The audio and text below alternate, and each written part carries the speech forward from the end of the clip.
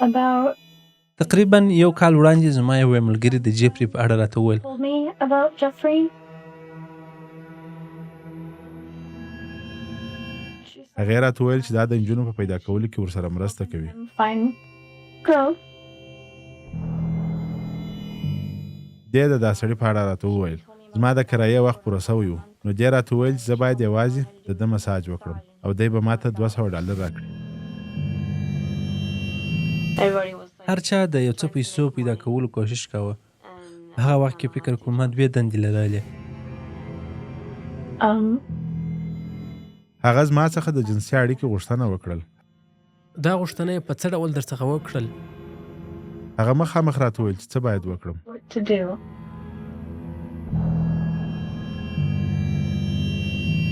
دا د 2 کالو وړاندې خبره ده. 2 کاله وړاندې؟ هو تا په لومړي ځل ورسره ولیدل؟ هو زه هغه وخت 19 کلنه وم. د غټانو په توګه د معصوم ماشومانو ساتنه زموږ یو تر ټولو مهم مسؤلیت دی. ماشومان باید په قصدي ډول د پامه ونه غورځول سي.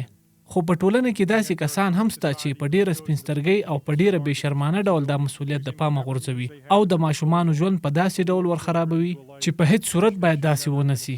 موږ نن دا ادعا کوو چې جفري اپسټین یو د هغه مجرمانو څخه دی. ته د څه شي څخه ډارېږې؟ شاید دی څه چم وکړي.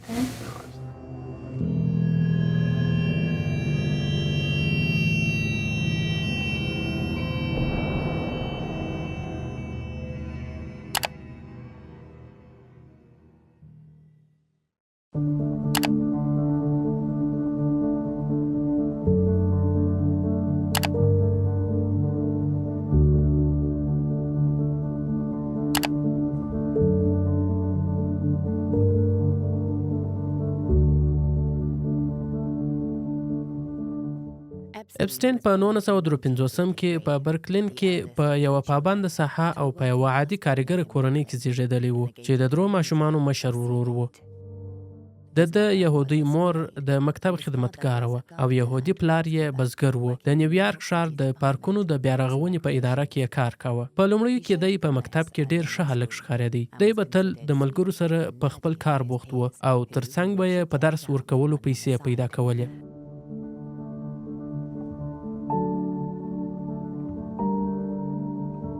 په 1990 کې اپسټین د لیسې څخه 2 کاله وړاندې فارغ شو. وروسته به دی کوپر یونین پوهنتون ته تللی چې بالاخره په 1901 کې NYU پوهنتون ته انتقال شو او د هغه ځایه په 1904 کې بې له درجې رخصت شو.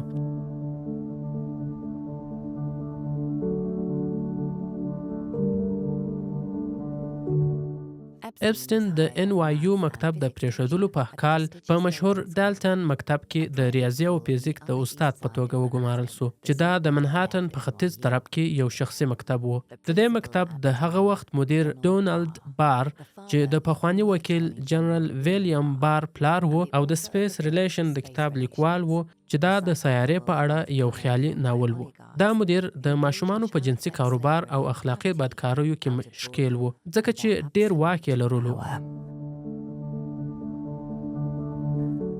بار سینیر د دوهمې نړیوالې جګړې په دوران کې د 1942 څخه تر 1945 پورې د ستراتیژیکو خدماتو په اداره کې هم خدمت کولو. تر CIA وړاندې د ستراتیژیکو خدماتو اداره یا OSS د امریکا د استخباراتو لومړی اداره و. کله چې دی په ډالټن مکتب کې و نو ویل کېدل چې اپسټین یو ډیر عجیبه سړی دی. په جامو غوستلو او درس ورکولو کې قوانین نه عملي کول. د به تل غټه غاړه لرونکي جامې اغوستې یا به تل د ځیګر تڼۍ خلاصې وي ترڅو خپل سینه وښیي. په ډالټن مکتب کې به ډیر توجه ښځینه زده کوونکو ته ورکول. ان کله کله به د ښځینه شاګردانو هغه مجلسونو ته هم نابللي ورتلی چې هغوی به په رخصتیو کې د مکتب څخه د باندې کول. د ډالټن زده کوونکي وروسته د دې عجیبه کړنو ته حیران و او په اړه به یې بحث کاوه، خو په اړه یې په هغه وخت کې کوم رسمي شکایت یا فلټنه ونه سول. د دې مکتب په خپل 2 کلن مزل کې دی د بارسټن مشر ایلن ګرینبرګ ته معرفي شو چې دا د پور ورکولو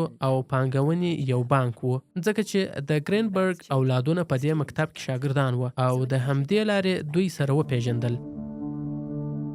اپسټین د ډالټن مکتب څخه د کمزورو اخلاقي کړنو او کمزوري تدریس په خاطر په 1980 کې وشړل شو. بیا ګرینبرګ اپسټین ته په بارسټن بانک کې د دندې وویل چې دا دنده په نیویارک ښار کې د اپسټین لپاره د اجتماعي ژوند یوازینه سول. په دې بانک کې تر 4 کلونو تیرولو وروسته اپسټین په دې بانک کې په یوه برخه کې شریک شو.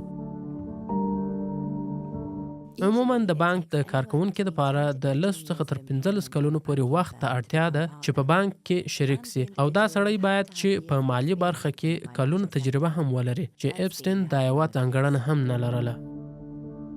تر شرکت 1 کال وروسته اپسټین د دې بانک څخه هم وشړل شو. پر ده دا تور و چې په مصارفو کې بیا باکه دی او د سکرټري سره ناوړه اړیکې لري او پر دې سربیره په بانک کې دننه هم سوداوي کوي.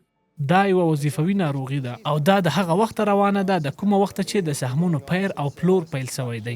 فکر نه کوم چې دا ډیره ښه خبره وي. خو دا قصه خورا سره ډیره سوې ده او مخه نیول به یې ډیره سخته وي. هیله ده چې هغومره نه وي خپره سوې څومره چې خلک باور لري. اپسټین بیا په قراره په 1980 کې دا ځای پرېښودی خو په دې بانک کې د ګرینبرګ سره ملګري خورا ډیره وه. دی د دې بانک یو معتبر مشتری و چې بالاخره دا بانک په 2008 کال کې د مارکیټ د غورځېدو سره بند شو. په 80 کلونو کې به اپسټین په مالی برخه کې ګډوډي جوړول چې په همدې خاطر به د نیویارک په مخورو کې ډیر مهم ښکارېدی.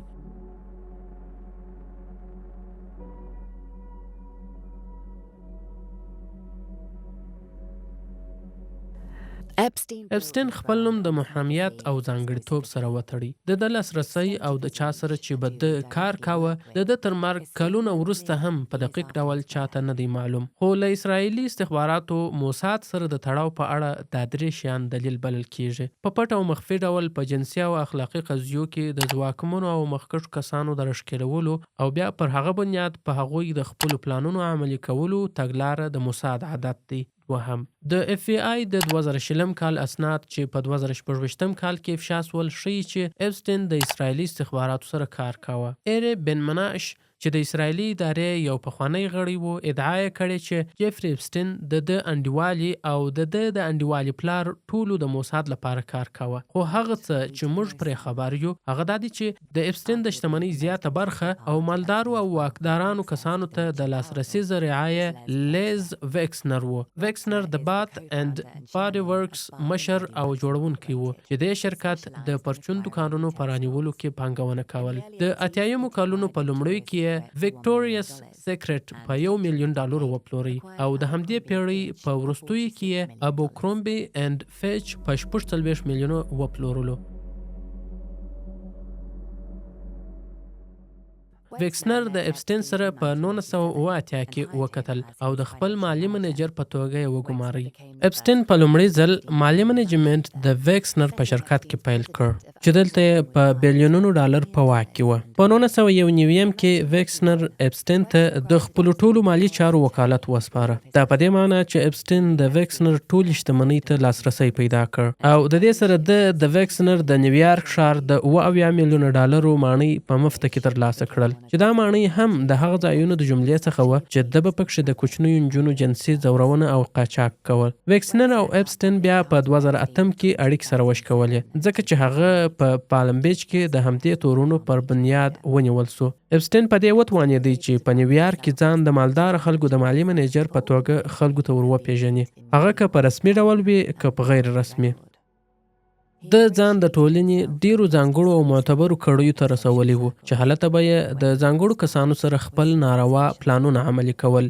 داسې کسان چې په باطن کې د په ډول شریر و، د ځواک وږي و، بسیده یې نه لرل، داسې لوږه ورته پیښه و چې هیڅ کله به سړه نه سي. په 1991 کال کې د ژوند ته ګیلان میکسویل راغله او د همدې ځایه دوی سره ملګري سول.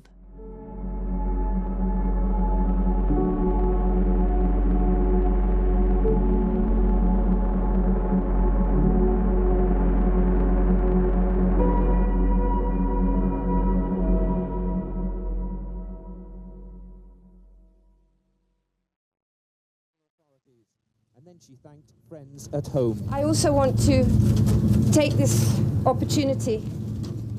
همدا ډول غواړم چې د دې موقع څخه په استفاده د ټولو هغو کسانو څخه مننه وکړم چې موږ ته په دې سخت وخت کې د ملاتړ پیغامونه رالیږلي. Messages of support to us at this very, very sad time.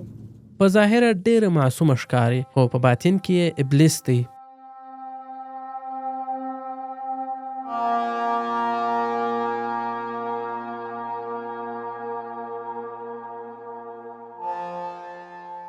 ګیلن په 1961 کې زېږېدلی وه. دا یو وخت یو برطانوي مدني فعاله وه. خو اوس د ماشوم نجونو د جنسي ځورونې او قاچاق یوه مجرمه ده. د اپسټین پر خلاف ګیلن په یوه واکداره کورنۍ کې زېږېدلی وه او په یوه داسې ماڼۍ کې لویه سوې وه چې 53 خونې یې لرلې. د دې ژوند ټول د دې د پلار رابرټ میکسویل تر لاس لاندې تیر سوی و. هغه به ورته کارونه سپارل. I have not ever been compromised, but I have on I met Mr. Epstein in ما د اپسټین سره په 1991 کې ولیدل. my نه ما او نه زما د کورنۍ غړو مخکې د ده په اړه څه اورېدلي وه او نه مو ورسره لیدلي وه. زما پلار هم نه و ورسره لیدلي. د نویمو کلونو په پیل کې د دې د پلار تر مرګ لږ وړاندې هغه د نیویارک ډیلی ورځپاڼې مالک سو او ګیلن یې و نیویارک ته د نماینده په توګه ولېږل. دا چې دی په داسې رسنۍ کې کار کوي چې د دې د پلار و او د هغه د شناختو سره یې لیدنې کولې، نو دی په امریکا او برطانیه کې د ټولو مهمو خلکو سره شناخت درلودی. داسې ډېرې قصې سته چې څه ډول ګیلن د اپسټین سره ولیدل او په 1993 کې دوی په رسمي ډول سره ملګري وه او د یارانې ژورې اړیکې یې سره لرلې. د اپسټین شتمني او د ګیلن اړیکو دوی ته دومره واک ورکړ چې هیڅوک یې په تجارت او شخصي ژوند کې مخې ته نسوای درېدلی. The two dominated the New York scene. ګیلن به هر وخت په ځانګړو غونډو کې راڅرګندېدله چې ترڅنګ به یې د پام وړ مشهور اشخاص موجود وه، خو اپسټین به ډېر نه راڅرګندېدی. هیڅ کله د ډېر وخت لپاره یا په مسلسل ډول نه دی راڅرګند سوی، خو هر وخت به د دې په شاوخوا کې و. خو په ګوښه‌توب کې د ده ژوند د یو غټ خطر سره مخامخ کېدونکی و، ځکه چې د ده اصلي شیطاني شخصیت نور پر بربنډېدو شو.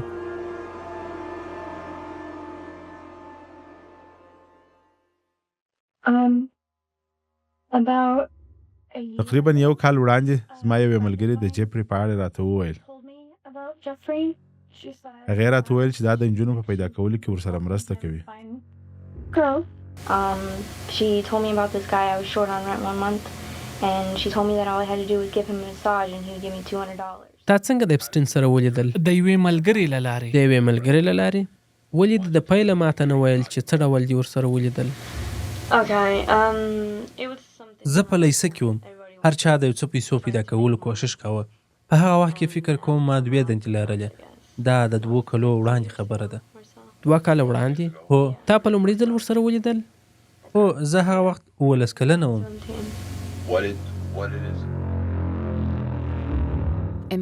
د 2005 کال په مارچ میاشت کې پولیسو د فلوریډا په فارم بیچ کې پر اپسټین تر هغه وروسته د یو جرم پلټنه پیل کړل چې د یوې 14 کلنې نجلۍ مور او پلار ادعا وکړل چې د ولور ته د مساج لپاره پیسې ورکړي دي، خو د مساج په وخت کې هغه په جنسي ډول ځورولې ده. ډېرو کم عمره نجونو چې ډېری یې د عالي لیسې زده کوونکې وې او د ده پر خلاف به یې د مساج په نامه د کم عمره نجونو د ګمارلو او وروسته په جنسي ډول د ځورولو شواهد راوړاندې کول.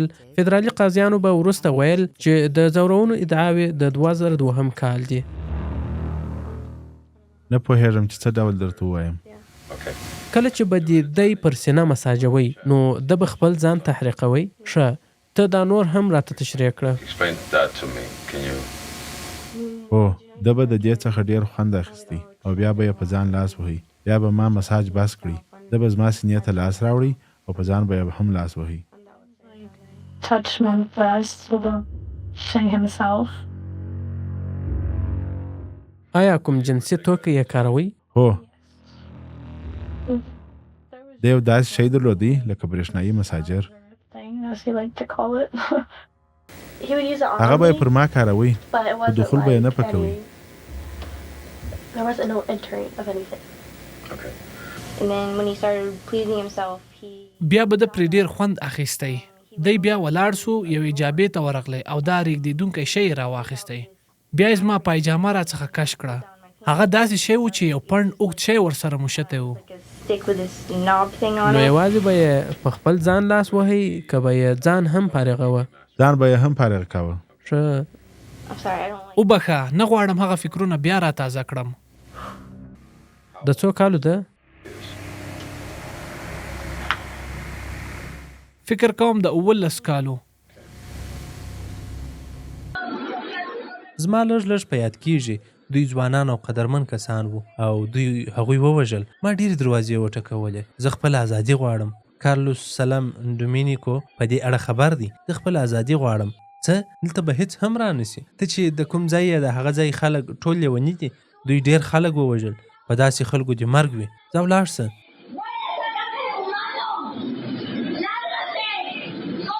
دوی انسانان خوړل. ډېر نجس ول. دوی انسانان خوړل. زه له هیڅ هم نه وم خبره او نه له قتلونو څخه، خو دوی انسانان خوړل. انسانان، او له دوی څخه د انسانانو د غوښو بوی تلي. ته ما تر هغه له دې ځای نسې وړلی تر څو چې دا نه وي معلومه سوې. تا مخکې یو ځل زه هلته بیولې وم. ما پرېږده. ما پرېږده.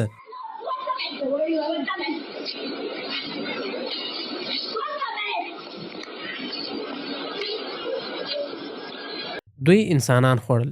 دا د ګابریلا ریکو همنز خبرې دي. په 2009 کال کې دا د 21 کلونو په عمر و چې په مکسیکو کې په یو داسې محفل کې چې د دې په وینا د قدرتمنو اشخاصو محفل و تر اشتراک وروسته دا په یو انځوریزه کې د ډار او وارخطایي په حالت کې راښکاره سوه. تیز واکمن کسان په ظلم، قتل او همداسې نورو شیانو تورن کړل چې پکښې د ډیزني شرکت د برطانیې شاهي کورنۍ هم شامله وه. دا یې په اړه په داسې انداز کې وغږېدل چې بیخي لیونۍ ښکارېدل. خو ویرونکې د دې خبرې نه وې، بلکې هغه چې د دې سره څه وسول. په هماغه شپه دا ونیول سوه او د لیونیانو روغتون ته ولېږدول سوه او له هغې وروسته دا ورکه سوه. بیا چا ونه لیدل او نه یې هم دقیق معلومات وسول. کلونه وروسته په 2016 کې د دې نوم بیا د خلکو پر ژبه راغی، ځکه د اپسټین په تړاو په نشر شویو اسنادو کې تصویرونه، لیکنې او همداسې نور څه سته چې د دې پخوانۍ خبرې تصدیقوي.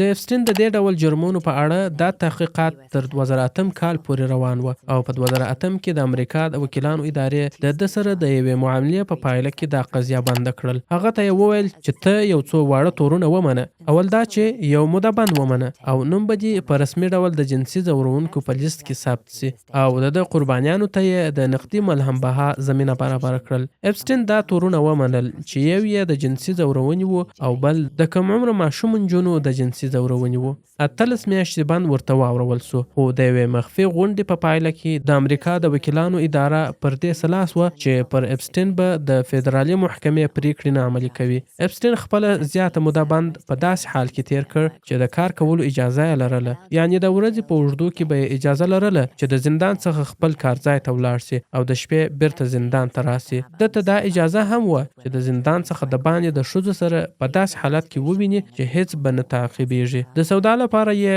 و هر مارکیټ ته د تګ اجازه لرله او بل دا چې د زندان ساتونکو ته یې د خپل جیبه تنخواه ورکول. د دې ډول ناچیزه سزا او په زندان کې د دې ډول آزادانه چلند سربیره د NPA په نامه پریکړې هم د قضیه په اړه ناندرۍ را سربیره کړې، ځکه په دې پریکړه کې د فدرالي قاضیانو ادارې دی او 4 نور هغه کسان چې د سره په دې جرمونو کې ښکیل و د نوري سزا ورکولو څخه معاف کړي وو. او په دې پریکړه کې داسې هم راغلی و چې که کوم بل کس د سره په دې جرم کې شریک وو نو هغه ته به هم نور سزا نه ورکول کیږي.